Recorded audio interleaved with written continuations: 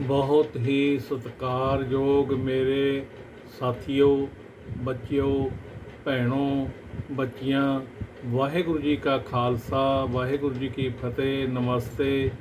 और ਸਾਰਿਆਂ ਨੂੰ ਬਹੁਤ ਬਹੁਤ ਮੁਬਾਰਕਾਂ। ਔਰ ਦੁਸਹਿਰਾ ਆ ਰਿਹਾ ਹੈ, ਦੀਵਾਲੀ ਆ ਰਹੀ ਹੈ।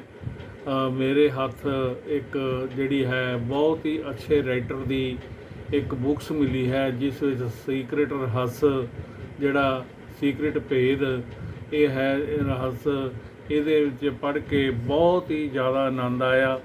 ਮੈਨੇ ਸੋਚਿਆ ਕਿ ਇਹ ਜਿਹੜਾ ਰਹੱਸ ਹੈ ਇਹ ਸਾਰਿਆਂ ਤੱਕ ਪਹੁੰਚਣਾ ਚਾਹੀਦਾ ਹੈ। ਇਸ ਕਰਕੇ ਆਪਾਂ ਹਰ ਰੋਜ਼ ਕੋਈ ਐਸਾ ਜਿਹੜਾ ਹੈ ਇਹਦੇ ਵਿੱਚ ਇਸਲੇ ਵਿਚਾਰ ਹੈ ਆਪ ਜੀ ਨਾਲ ਹਰ ਰੋਜ਼ ਸਾਂਝੇ ਕਰਾਂਗੇ। ਆਪ ਜੀ ਨੇ ਇਸ ਨੂੰ ਬੜੇ ਧਿਆਨ ਨਾਲ ਸੁਣਨਾ ਹੈ, ਕਿਉਂਕਿ ਆਪ ਜੀ ਦਾ ਜੀਵਨ ਹੀ ਬਦਲ ਜਾਏਗਾ ਪੜ੍ਹ ਕੇ, ਔਰ ਆਪ ਦੀ ਸੋਚ ਬਦਲ ਜਾਏਗੀ। ਕਿਉਂਕਿ ਐਸਾ ਰਹੱਸ ਹੈ ਇਹ ਦੁਨੀਆ 'ਤੇ ਸ਼ਾਇਦ ਇਹ ਪਹਿਲੀ ਵਾਰ ਦੇਖਣ ਨੂੰ ਮਿਲ ਰਿਹਾ ਹੈ। ਔਰ ਹੋ ਸਕਦਾ ਹੈ ਕਿ ਵੱਡੇ ਵੱਡੇ ਵਿਦਵਾਨ ਬੈਠੇ ਹਨ, ਪਰ ਜੋ ਇਹ ਰਾਣਾ ਬੌਂਡ ਦੀ ਜਿਹੜੀ ਰਾਈਟਰ ਹੈ, ਔਰ ਇਹਦੇ ਵਿੱਚ ਇਸਨੇ ਲਿਖਿਆ, ਖੁਦ ਲਿਖਦੀ ਹੈ कि मुझे अचानक एक रहस्य, जीवन का रहस्य की झलक मिली। और झलक की 100 साल पुरानी पुस्तक में मिली, जो कहते मेरी बेटी ने मुझे दी थी। इसके बाद मैंने इस रहस्य को इतिहास में टटोला लभ्या। मैं ये जानकर हैरान रह गई कि बहुत से लोगों को इसका ज्ञान था, इस रहस्य का ज्ञान था। और इतिहास में महानतम ਜਿਹੜੇ ਵਿਅਕਤੀਆਂ के जिमें प्लेटो है, शेक्सपियर है, न्यूटन है, और ह्यूगो है, बियोवन है, लिंकन है, हमसन है, एडिसन है, आइंस्टीन है, ऐसे ऐसे विद्वानों ਕੋਲ ਇਸ ਦਾ ਰਹੱਸ ਸੀ। ਔਰ ਇਹ ਰਹੱਸ ਨੂੰ ਜਿਹੜਾ ਹੈ ਜਾਣਨ ਵਾਸਤੇ ਉਹਨਾਂ ਨੇ ਇਸ ਰਹੱਸ ਉਹਨਾਂ ਨੂੰ ਖੋਜਿਆ। ਇਹ ਰਾਈਟਰ ਨੇ ਇਹਨਾਂ ਇਹੋ ਜਿਹੇ ਜਿਹੜੇ ਰਾਈਟਰ ਨੇ ਜਿਨ੍ਹਾਂ ਕੋਲ ਇਹ ਰਹੱਸ ਸੀ, ਉਹਨਾਂ ਨੂੰ ਖੋਜ ਕੇ ਰਾਈਟਰ ਨੇ ਉਹ ਵਿਚਾਰ ਸਾਂਝੇ ਕੀਤੇ। ਇਹਦੇ 'ਤੇ ਇੱਕ ਬਹੁਤ ਵੱਡੀ ਫਿਲਮ ਵੀ ਬਣੀ, ਔਰ 120 ਘੰਟੇ ਦੀ ਫਿਲਮ ਬਣੀ, ਜੋ ਕਿ ਸਾਰੇ ਦੇਸ਼ਾਂ ਵਿੱਚ ਆਸਟ੍ਰੇਲੀਆ, ਅਮਰੀਕਾ और होर सारे चंगे चंगे व्यक्तियों ने उसनों इस रहस्य ਨੂੰ प्राप्त किया।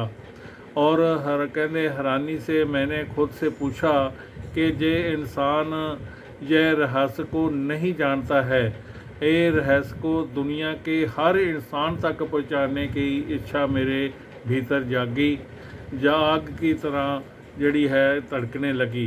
फिर मैं वर्तमान युग में इन लोगों के खोजने में जुट गई, और जिन्हें इस रहस्य का ज्ञान था। ये ज्ञान जिहड़ा है बिल्कुल जीवन बदलने वाला है, और ये आपां अज तो शुरू करन जा रहे हैं ऐसे रहस्य नूं, ताकि सारे इस नूं जान के अपने जीवन नूं वधिया बना सकन, और असीं अच्छे अच्छे इंसान बन सकीए। जिवें रहस्य दा अज पहला चैप्टर है, ये चैप्टर दे विच बाब प्रगटर जिहड़ा है ਉਹ ਦਾਰਸ਼ਨਿਕ ਹੈ, ਲੇਖਕ ਹੈ, ਵਿਅਕਤੀਗਤ ਹੈ, ਮਾਰਗਦਰਸ਼ਕ ਹੈ। ਇਹ ਇਸ ਰਹੱਸ ਦੇ ਬਾਰੇ ਜਿਸ ਨੇ ਇਸ ਨੂੰ ਜਾਣਿਆ ਸੀ ਲਿਖਦਾ ਹੈ ਕਿ रहस्य से आपको अपनी हर मन चाही चीज़ मिल जाती है, और खुशी, सेहत और दौलत, ਇਹ ਸਭ ਕੁਝ ਕਹਿੰਦੇ ਇਸ ਰਹੱਸ ਦੇ ਜਾਣਨ ਨਾਲ ਮਿਲ ਜਾਂਦਾ ਹੈ। डॉक्टर जो विटाल है, जो मोटिवेशन और मार्केटिंग विशेषज्ञ और लेखक है, ये भी इस बारे लिखता है कि आप जो चाहें पा सकते हैं, कर सकते हैं, ਜਾਂ बन सकते हैं इस रहस्य को जानने के बाद। और जान असाराफ ਜਿਹੜਾ लिखता है, ये धन बहुत ही अमीर आदमी है, विशेषज्ञ भी है, जो ये लिखता है कि हम जिस चीज़ को पाने का चुनाव करें उसे पा सकते हैं। इसमें कोई फ़र्क नहीं पड़ता कि हम यह चीज़ कितनी भी बड़ी होवे, उसनों पा सकते हैं, आप प्राप्त कर सकते हैं। और इसनों प्राप्त इस रहस्य तो जानने तो बाद ही हुंदा है, इसनों असी प्राप्त कर सकते हैं। आप किस तरह के मकान में रहना है, और क्या आप करोड़पति बनना चाहते हैं, आप किस तरह की बिजनेस बनाना चाहते हैं, आप इरादा सफलता किस तरह की सफलता चाहते हैं। अहम सवाल ये है कि आप सचमुच क्या चाहते हैं, ਇਹ ਸੋਚਣ ਦੀ ਲੋੜ ਪੈਂਦੀ ਹੈ। और डॉक्टर जॉन डिमांटनी ने जो कि दार्शनिक है कैरोप्रैक्टर उपचारक और व्यक्तिगत कायाकल्प और विशेषज्ञ जिहड़ा व्यक्ति है जे जीवन का रहस्य महान है। ये कहना मैंने पढ़िया है, ये जीवन का रहस्य जिहड़ा महान है, बहुत महान है। और डॉक्टर डैनिस वेटली जो ये सारे बाहरले राइटर है जिन्हां दे नाम लए जा रहे हैं, जिन्हां दे कोले ये रहस्य सीगा, जिन्हां तो राइटर नूं ये प्राप्त होया। डॉक्टर डेनिस वेटनी मनोविज्ञानिक है और मानसिक क्षमता प्रशिक्षक है। अतीत के ये लिखता है कि अतीत में जिन लीडर्स के पास रहस्य था और उनकी शक्ति का ज्ञान समस्या तक ही सीमित रखना चाहते थे और दूसरों की नहीं ज्ञान समस्या तक सीमित नहीं बनाना चाहते थे। उन्होंने यह रहस्य लोगों को नहीं बताया। आप लोग काम धंधे पर जाते थे, दिन पर काम करते थे और शाम को घर लौट आते थे। उनकी ज़िंदगी इसी चक्की पर चलती थी और उनके पास जरा सी भी शक्ति नहीं थी, क्योंकि रहस्य सिर्फ कुछ लोगों के पास ही मालूम था। इस रहस्य ਨੂੰ ਅਸੀਂ ਹੋਰ भी लिखते हैं कि इतिहास में बहुत से लोगों के मन में रहस्य का ज्ञान हासिल करने की इच्छा जागृत हुई और कई जानकारों ने तो दूसरों तक यह ज्ञान पहुँचाने का तरीका खोजने की कोशिश भी की थी। इस करके ਹੁਣ ਮਾਈਕਲ ਬਾਰਨਡ ਜਿਹੜਾ ਬੇਕਵਿਥ ਹੈ, ਇਹ ਭਵਿष्य दृष्टा और इंटरनेशनल स्पिरिचुअल और सेंटर के संस्थापक है। ये लिखता कि मैंने लोगों के जीवन में कई चमत्कार होते देखे हैं। जिहड़ा है वित्तीय चश्माकार, शारीरिक उपचार और चमत्कार, मानसिक उपचार और संबंधों के उपचार के चमत्कार। कहते मैं इस रहस्य ਨੂੰ जानन तो बाद ऐसा मैं देखा कहते हुंदा इस रहस्य ਦੇ जानन नाल। और जैक कनफील्ड लिखता है, वो लेखक भी है, शिक्षक भी है और जीवन मार्गदर्शक है, प्रेरक वक्ता है। ये लिखता है कि सब इसलिए हुआ क्योंकि मैंने ये ज्ञान लिया और रहस्य पर अमल कैसे करना है। इसके हुण अगे आपां इतना ही जिहड़ा है अगे रहस्य है क्या, जो रहस्य नूं जानना है उस दे बारे आपां विचार करना है। हुण इस बारे बाब प्रॉक्टर लिखता है कि आप शायद ये सोच कर हैरान हो रहे होंगे कि आखिर ये रहस्य है क्या। मैं आपको बताता हूँ कि मेरे हिसाब से इसका क्या मतलब है। और हम सभी एक ही असीमित शक्ति के काम करते हैं, शक्ति के से काम करते हैं। एक जैसे निजम हमारा मार्गदर्शक करते हैं। ब्रह्मांड में नैसर्गिक निजम इतने सटीक है कि हमें स्पेशियम बनाने की जरा सी भी मुश्किल नहीं आती। हम लोगों को चांद पर भेज सकते हैं और हम ज्ञान के उतरने से हर पल को सटीकता से नियंत्रण कर सकते हैं। एक रहस्य जानने तो बाद असी ऐसा कर सकते हैं। आप भावें Bharat, Australia, New Zealand, Stockholm, London, Toronto और न्यूयॉर्क या बड़े जहाँ भी रहते हो, हम सभी एक ही शक्ति, एक ही नियम के काम कर रहे हैं। इसका नाम आकर्षण है। आकर्षण जिहड़ा है ये रहस्य है। आकर्षण इस दे बारे जिहड़ा है ये रहस्य आकर्षण का नियम है। आपके जीवन में तो चीज़ें आ रही हैं, उन्हें आप अपने जीवन में आकर्षित कर रहे हैं और ये उन तस्वीरों द्वारा या आपकी ओर आकर्षित हो रही है जो आपके मस्तिष्क में है। यानी जो आप सोच रहे हैं आपके मस्तक में जो भी चल रहा है उसे आप अपनी ओर आकर्षित कर रहे हैं। ਇਸੇ ਤਰ੍ਹਾਂ ਜਿਹੜਾ ਹੈ ਪੇਂਟਸ ਮਲਾਫੋਰਡ ਜਿਹੜਾ 1934 ਤੋਂ 91 ਤੱਕ 1834 ਤੋਂ 1891 ਤੱਕ ਰਿਹਾ, ਇਹ ਲਿਖਦਾ है कि दुनिया के महानतम शिक्षकों ने हमें बताया है कि आकर्षण का निजम दुनिया का सबसे शक्तिशाली निजम है। विलियम शेक्सपियर, रॉबर्ट और ब्राउनिंग और विलियम क्लेंक ने हमें अपनी कविता में सिखाया कि लुडविग वैन सीथोवन जैसे संगीतकारों ने हमें अपने संगीत का व्यक्त किया है, और लियोनवार्द ने विंची ने अपनी पेंटिंग से ओकेरा है कि मुस्कान जड़ा सुकरात, प्लेटो, रेल्फ और वाल्डो इसरसन, ये जोड़े बड़े बड़े Francis baker, sir Isaac Newton और जोहानन कोल्फगैंग, जॉन गेटे और विक्टर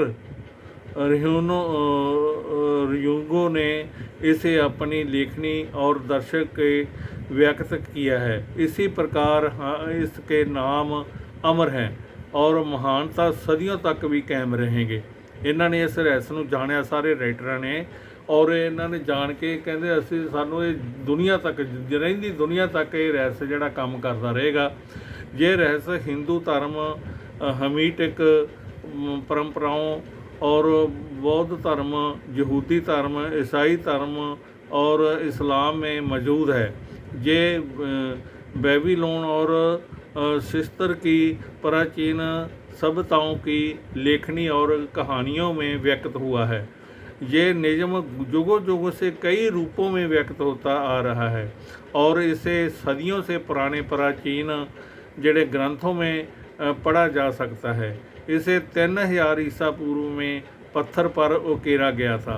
हालांकि कुछ लोग ये रहस्य के ज्ञान को हासिल करना चाहते थे और उन्होंने इसे सचमुच हासिल भी कर लिया, लेकिन यह हमेशा मौजूद था कि कोई भी इसे खोज सकता था। निजम समय के साथ ही शुरू हो गया। इसका तत्व हमेशा और हमेशा रहेगा। और बड़ी निजम ब्रह्मांड की समूची व्यवस्था आपके जीवन के हर पल और आपके जीवन के अनुभव को तय करना है। इसमें कोई फ़र्क नहीं पड़ता कि आप कौन हैं और आप कहाँ हैं। आकर्षण का नियम आपके समूचे जीवन में अनुभवों को आकार दे रहा है। ये सर्वशक्तिमान नियम आपके विचारों के माध्यम से ऐसा करता है। आप अपने विचारों से आकर्षण के इस नियम को सक्रिय करते हैं। 1912 में चार्ल्स हालेन ने आकर्षण के नियम का वर्णन करते हुए कहा था कि ये सबसे महान, सबसे अचूक नियम है जिस पर जड़ा है सूजन का समूचा तंत्र निर्भर है। ये एक ऐसा जड़ा आकर्षण का नियम ऐसा है जिहदे नाल सारा ब्रह्मांड भरिया पिया है और ये असीं आकर्षण के नियम नाल जो चाहे वो प्राप्त कर सकते हैं। इस नूं प्राप्त करने वास्ते सानूं वो आकर्षण के नियम नूं अपनाना पेगा। तो इस करके हुण थोड़ा जिहा होर आपां अज दे चैप्टर विच पढ़दे हैं। तो ये की है कि बॉब प्रॉक्टर लिखता है कि हर युग में बुद्धिमान लोगों को इस नियम का ज्ञान था। तो आप अनेक वर्णन करते हुए कहा था कि हर युग में बुद्धिमान लोगों को इस नियम का ज्ञान था। आप इसे प्राचीन बेबीलोनिया की संस्कृति में भी देख सकते हैं। उन्हें इसका ज्ञान था, हालांकि ये ज्ञान बहुत कम लोगों के चुनिंदा समूह तक ही सीमित था। इतिहासकार प्राचीन बेबीलोन संस्कृति की महान उपलब्धियों के प्रचुर प्रसिद्धि और गुणगान करते नहीं थकते हैं।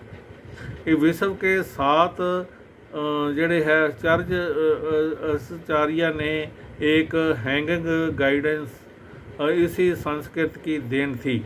इस कौम ने ब्रह्मांड के नियमों को समझा और उन पर अमल किया। इसी वजह से ये इतिहास की सबसे दौलतमंद कौमों में एक बन गई। इस करके ये जिहड़ा ब्रह्म इसे आकर्षण के नियम नाल इस रहस्य नूं जानन नाल ऐसा होया। और इहदे विच जिहड़ा बाब प्रगटर है वो लिख के उसने भी दस्सिया कि आप जानते हैं कि सिर्फ इतिहास 1% लोग लगभग 96% धन कमाते हैं। सिर्फ 1% लोग लगभग 96% धन कमाते हैं। क्या आप सोचते हैं कि ये सिर्फ संयोग है? ये तो पूर्व निर्धारित है। उन्हें एक खास चीज़ का ज्ञान है। दरअसल उसे रहस्य का ज्ञान है जो वही रहस्य ये आपको बताया जा रहा है। इस रहस्य के प्रयोग से लोगों ने अपने जीवन में दौलत को आकर्षण किया, और चाहे उन्होंने सोच समझ कर किया या अनजाने में। ये प्रचुरता और दौलत के विचार सोचते हैं और अपने दिमाग में किसी विरोधी विचार को जड़े नहीं जमाते रहते हैं। उनके सबसे प्रबल विचार दौलत के बारे में होते हैं। ये सिर्फ दौलत के बारे में सोचते रहते हैं और इन दिमाग में उनके अलावा और कोई चीज़ नहीं होती है। और चाहे हम बात का इतिहास हो या ना हो, दौलत संबंधी प्रबल विचारों का कारण ही दौलत उसकी और आकर्षित होती है। ये सक्रिय आकर्षण का नियम है। इस सक्रिय आकर्षण के नियम को बताने का एक आदर्श उदाहरण ये है कि आप जैसे ऐसे लोगों को जानते होंगे जिन्होंने बहुत सारी दौलत हासिल करके गंवा दी, और लेकिन कुछ समय बाद ये दोबारा हासिल कर ली। ऐसा क्यों हुआ? उन्हें मालूम हो या ना हो, लेकिन हुआ ये कि चूँकि पहले तो दौलत के बारे में प्रबलता के सोचते थे, इसलिए उनके हासिल करने के सफल हुए। फिर उन्होंने दौलत गंवाने के डरावने विचारों में अपने दिमाग में आने दिया और फिर ये प्रबल नहीं बन सके।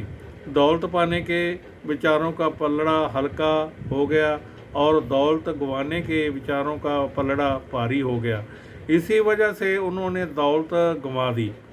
और बहरहाल दौलत जाने के बाद उनके जाने का डर गायब हो गया और उन्होंने दौलत के प्रबल विचारों से तराजू के सकारात्मक पलड़े को दोबारा भारी कर लिया और दौलत लौट आई। आकर्षण का नियम आपके विचारों में प्रतिक्रिया करता है, चाहे वो कैसे भी हों। इस आकर्षण का नियम है जो सीक्रेट रहस्य है।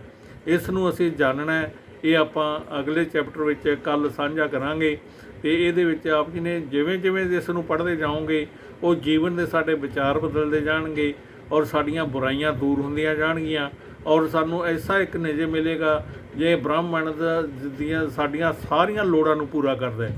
ਜੋ ਵੀ ਕੋਈ ਇਨਸਾਨ ਸੋਚਦਾ ਹੈ ਇਹ ਬ੍ਰਹਮੰਡ ਦੇ ਵਿੱਚ ਮੌਜੂਦ ਹੈ। ਜਿਹੜਾ ਵੀ ਇਨਸਾਨ ਜਦੋਂ ਪੈਦਾ ਹੋਇਆ ਇਸ ਨੂੰ ਜਿਸ ਦੀ ਵੀ ਲੋੜ ਹੈ ਉਹ ਇਸ ਬ੍ਰਹਮੰਡ ਇਸ ਇਹਨਾਂ ਚੀਜ਼ਾਂ ਨਾਲ ਭਰਿਆ ਪਿਆ ਹੈ। ਲੇਕਿਨ ਸਾਨੂੰ ਇਸ ਦਾ ਸੀਕ੍ਰੇਟ ਰਹੱਸ ਜਿਹੜਾ ਭੇਦ ਹੋਣਾ ਚਾਹੀਦਾ ਹੈ। ਵਾਹਿਗੁਰੂ ਜੀ ਕਾ ਖਾਲਸਾ, ਵਾਹਿਗੁਰੂ ਜੀ ਕੀ ਫਤਿਹ। ਨਮਸਕਾਰ ਔਰ ਸਾਰਿਆਂ ਨੂੰ ਪਿਆਰ ਭਰੀ ਸਤਿ ਸ੍ਰੀ ਅਕਾਲ। ਅਗਲੇ ਆਪਾਂ ਚੈਪਟਰ ਵਿੱਚ ਪੜ੍ਹਾਂਗੇ। ਆਪ ਜੀ ਨੇ ਜੁੜੇ ਰਹਿਣਾ ਔਰ ਜੇਕਰ ਆਪ ਨੂੰ ਵਧੀਆ ਲੱਗਿਆ ਤਾਂ ਇਸ ਨੂੰ ਸਬਸਕ੍ਰਾਈਬ ਕਰਨਾ ਤੇ ਔਰ ਤਾਂ ਅੱਗੇ ਲਈ ਹੌਸਲਾ ਮਿਲ ਸਕੇ ਕਿ ਆਪ ਨਾਲ ਐਸੇ ਵਿਚਾਰ ਸਾਂਝੇ ਕਰਦੇ ਰਹੀਏ।